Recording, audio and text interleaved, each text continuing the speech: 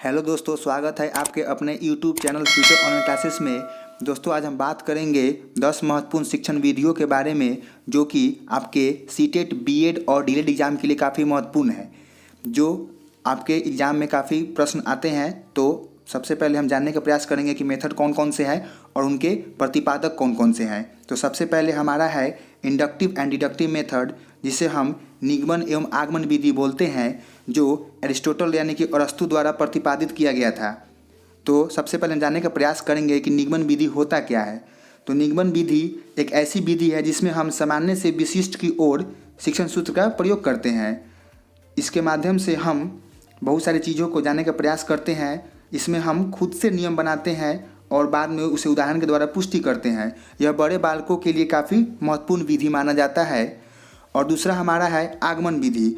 आगमन विधि एक ऐसी विधि है जिसमें हम विशिष्ट से सामान्य शिक्षण सूत्र का प्रयोग करते हैं। इसमें एक सामान्य नियम निकाला जाता है। ये छोटे बालकों के लिए अत्यधिक उपयोगी एवं सरोचक होती है। नेक्स्ट है हमारा माइक्रो टीचिंग मेथड, जिसे हम सूक्ष्म शिक्षण विधि बोलते हैं। इसका सर्वप्रथम प्रयोग 1961 में स्टैनफोर्ड यूनिवर्सिटी, जो कि यूएस कैलिफोर्निया में स्थित है, वहीं पे किया गया था। और जिनके द्वारा किया गया था उनका नाम था ड्वाइट एलेन। इन्होंने इस विधि के अंतर्गत यह बताने का प्रयास किया था कि किसी भी शिक्षक को अगर टीचिंग करना है तो उनके पहले उनको बहुत सारे टीचिंग स्किल्स को सीखना पड़ेगा।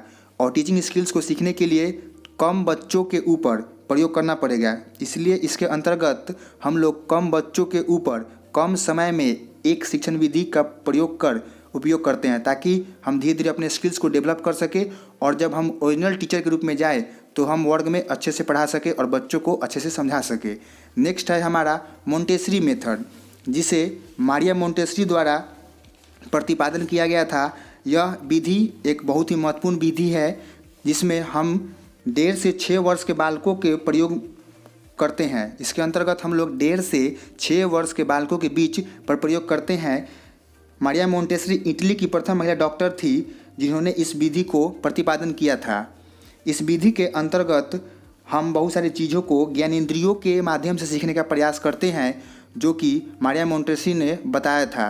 नेक्स्ट है हमारा ह्यूरिस्टिक मेथड, जिसे हम हिंदी में अन्वेषण विधि या खोज विधि बोलते हैं, जिसे H.E. आर्मस्ट्रॉन्ग के द्वारा प्रतिपादन किया गया था। अन्वेषण विधि एक ऐसी विधि है जिसमें हम वस्तुओं से ज़्यादा उसकी खोज के ऊपर हम विश्वास करते हैं। नेक्स्ट है हमारा प्रोजेक्ट मेथड, जिसे हम हिंदी में परियोजना विधि बोलते हैं।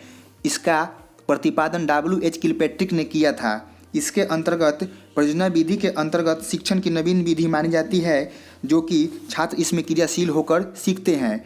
नेक्स्ट है हमारा डाल्टन मेथड, जो काफ़ी एक इम्पॉर्टेंट है क्योंकि जिसे हेलेन पार्कहर्स्ट ने इसे प्रतिपादन किया था। यह एक प्रकार की विद्यालयी व्यवस्था है जिसमें विषय तो वही पढ़ाए जाते हैं किंतु तरीका और प्रकार अलग होता है।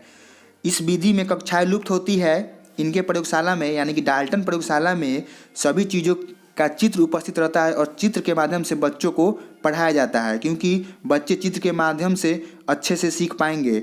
नेक्स्ट है हमारा क्वेश्चन आंसर मेथड, जिसे हम बोलते हैं प्रश्न उत्तर विधि, जिसका प्रतिपादन सुकरात ने किया था।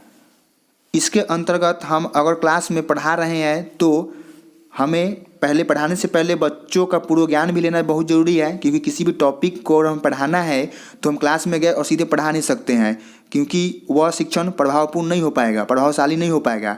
क्योंकि हमें बच्चों का पूर्व ज्ञान लेना बहुत ज़रूरी है, क्योंकि हम जान सकें कि बच्चे इस टॉपिक के प्रति कितना समझ रखते हैं या नहीं रखते हैं।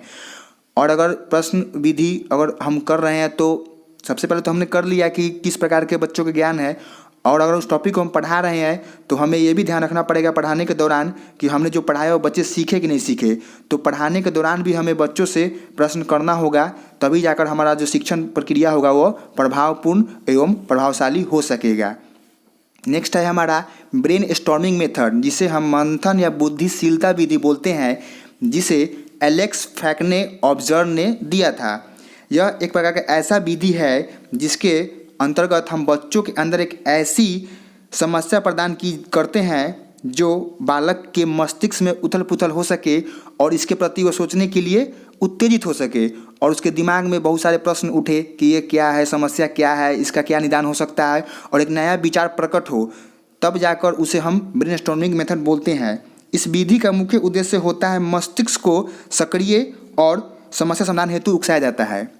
इस विधि का मेन उद्देश्य यही होता है कि बच्चों के अंदर एक ऐसी समस्या क्रिएट हो जिसके प्रति वो सोचे और अपने दिमाग से सोचकर एक अच्छा निर्णय ले और वह जान पाए कि हमने जो चीज़ सोचा वह एक सफल और सही था। नेक्स्ट है हमारा प्लेवे मेथड, जिसे हम खेल विधि बोलते हैं। खेल विधि भी एक महत्वपूर्ण विधि है जिसे फ्रेडरिक फ्रोबेल ने दिया था। खेल विधि जैसे कि ये प्राथमिक बच्चों के लिए काफ़ी महत्वपूर्ण है, क्योंकि बच्चे जब प्राथमिक कक्षा में होते हैं तो उनके उतनी तरह के माइंड विकसित नहीं होते हैं, तो वो ज़्यादा चीज़ों को अच्छे से सोच नहीं पाते। इसलिए ये प्राथमिक विद्यालय में यानी कि प्राथमिक बच्चों के लिए काफ़ी महत्वपूर्ण है प्लेवे मेथड।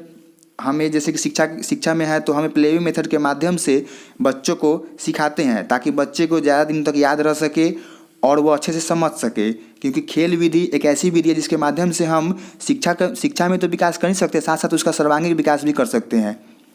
अगर आप एग्ज़ाम में बैठे हैं, किसी भी एग्जाम में, सीटेट के एग्जाम में, बीएड के एग्जाम में, अगर एग्जाम में क्वेश्चन पूछा है कि प्लेवे मेथड का प्रतिपादन किसने किया था, तो आप अगर ऑप्शन में फ्रेडरिक फ्रोबेल नहीं है तो आप हेनरी कार्डवेल कुक का चयन कर सकते हैं, क्योंकि फ्रेडरिक फ्रोबेल के बाद अगर कोई खेल विधि पर काम किया तो वे थे हेनरी कार्डवेल कुक। तो अगर एग्जाम में बैठे हैं और ऑप्शन में फ्रेडरिक फ्रोबेल नहीं है तो आप हेनरी कार्डवेल कुक का प्रयोग कर सकते हैं उत्तर के रूप में। नेक्स्ट है हमारा किंडरगार्टन मेथड, जिसे फ्रेडरिक फ्रोबेल ने ही प्रतिपादन किया था। यह एक ऐसी विधि है जिसके अंतर्गत बच्चों को रचनात्मक खेल और सामाजिक बातचीत के माध्यम से ज्ञान दिया जाता है और उनमें बुनियादी कुशलताओं का विकास किया जाता है। किंडरगार्टन का सबसे पहले स्कूल जर्मनी में खोला गया था और किंडरगार्टन शब्द का शाब्दिक अर्थ होता है बच्चों का बगीचा।